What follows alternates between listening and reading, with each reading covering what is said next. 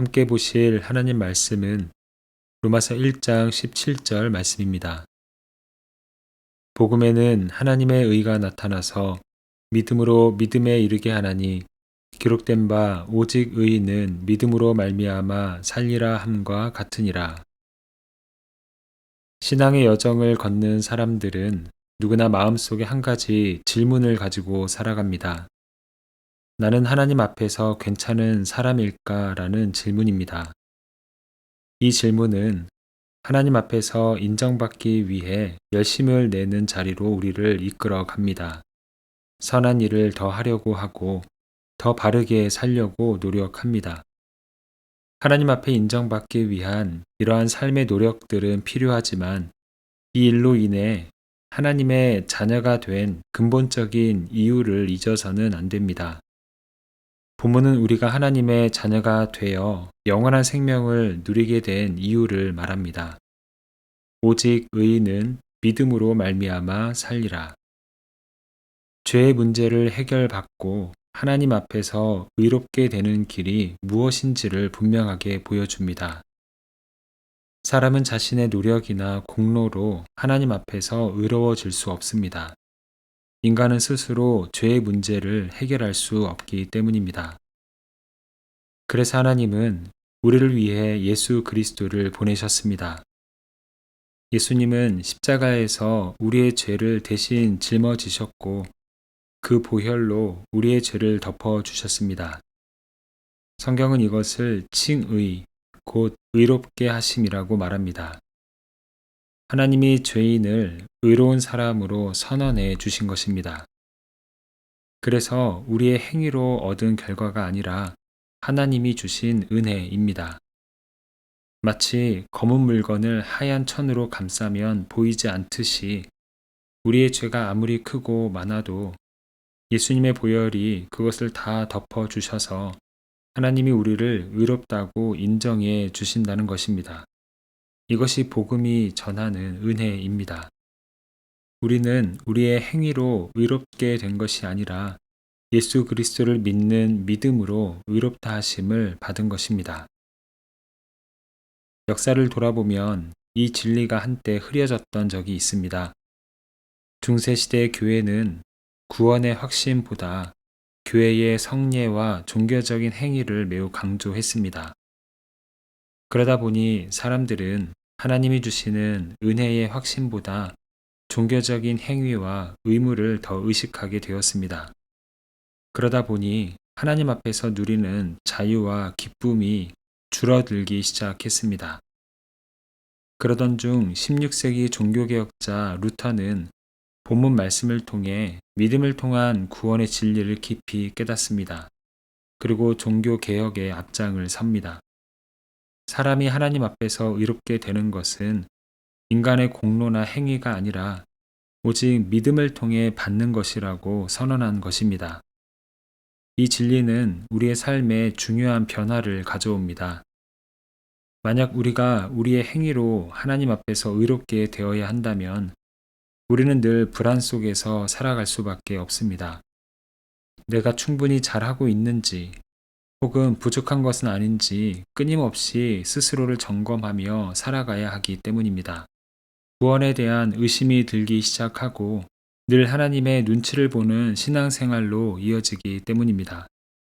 믿음으로 산다는 것은 자신의 의를 붙들고 살아가는 삶이 아니라 예수 그리스도를 의지하며 살아가는 삶입니다. 그래서 실수하고 넘어질 때에도 하나님 앞에서 완전히 버림받은 사람처럼 두려워하지 않습니다. 다시 하나님께 나아가 도움을 구하며 살아갑니다. 우리의 힘만 의지하며 살아가는 것이 아니라 하나님을 신뢰하며 하루하루를 살아가는 삶이 복음을 믿음으로 하나님의 자녀된 사람들의 삶입니다. 큰 빚을 지고 살아가는 사람이 있었습니다. 갚아야 할 빚이 있다는 사실은 그 사람의 마음을 무겁게 만들었습니다. 매일 빚을 갚아야 한다는 부담 속에서 살아간 것입니다. 그런데 어느 날 누군가가 그 빚을 모두 대신 갚아 주었다는 소식을 듣는다면 그의 삶은 완전히 달라질 것입니다. 더 이상 빚에 눌려 살아갈 필요가 없고 마음이 가벼워지고 새로운 삶을 시작할 용기도 생깁니다. 복음의 은혜도 이와 같습니다. 예수 그리스도께서 십자가에서 우리의 죄의 빚을 대신 감당하셨습니다. 우리가 믿음으로 이 은혜를 받아들일 때에 우리는 죄의 짐과 두려움 속에서 살아가는 사람이 아니라 하나님이 주신 삶을 감사함으로 살아가는 사람이 됩니다. 그리고 그 은혜는 우리의 삶의 발걸음을 가볍게 하며 그 은혜를 베풀어 주신 주님을 위한 삶으로 자연스럽게 우리의 인생을 이끌어 갑니다. 우리는 사순절의 시간을 지나고 있습니다. 사순절은 예수님의 십자가를 깊이 묵상하며 우리의 믿음을 돌아보는 시간입니다. 우리의 신앙이 우리의 노력이나 공로 위에 서 있는 것이 아니라 오직 예수 그리스도의 십자가 위에 서 있다는 사실을 다시 기억하는 시간입니다. 예수 그리스도의 십자가를 더 깊이 묵상하며 복음의 은혜를 다시 붙드는 은혜가 있기를 바라며 그 은혜로 인한 감사와 기쁨이 우리의 삶에 가득하기를 소망합니다. 함께 기도하겠습니다. 사랑의 주님, 죄인된 우리를 외면하지 않으시고 예수 그리스도를 통해 구원의 길을 열어주신 주님을 찬양합니다. 선한 삶을 살고자 애쓰는 열심도 필요하지만 우리가 하나님의 자녀가 된 것이 우리의 공로가 아니라 예수 그리스도의 십자가와 은혜임을 잊지 않게 하여 주시옵소서. 사순절의 이 시간 십자가를 더욱 깊이 묵상하며 우리의 믿음이 오직 예수님 위에 서 있음을 다시 확인하게 하시고 죄의 빚에서 자유케 하신 은혜로 감사와 기쁨이 넘치게 하여 주시옵소서. 이 시간 사랑하는 가족들을 위해 기도합니다. 서로를 향한 말과 행동 속에 따뜻함이 흐르게 하시고 이해와 배려가 일상이 되는 가정이 되게 하여 주시옵소서. 어려운 시간을 지날 때에 서로에게 힘이 되게 하시고 기쁨의 순간에는 함께 기뻐하며 하나님을 기억하는 가정이 되게 하여 주시옵소서. 우리 가정의 앞날을 주님께서 친히 인도하여 주시고 모든 걸음마다 주님의 보호하심과 은혜를 경험케 하여 주시옵소서. 예수 그리스도의 이름으로 기도합니다. 아멘.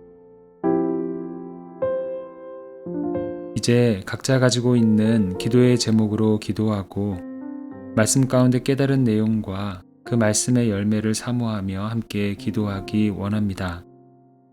특별히 오늘은 가정 안에 있는 기도 제목을 놓고 주님의 은총을 구하며 중보하는 시간입니다. 이제 다 함께 이러한 기도 제목으로 기도의 자리로 나아갑니다.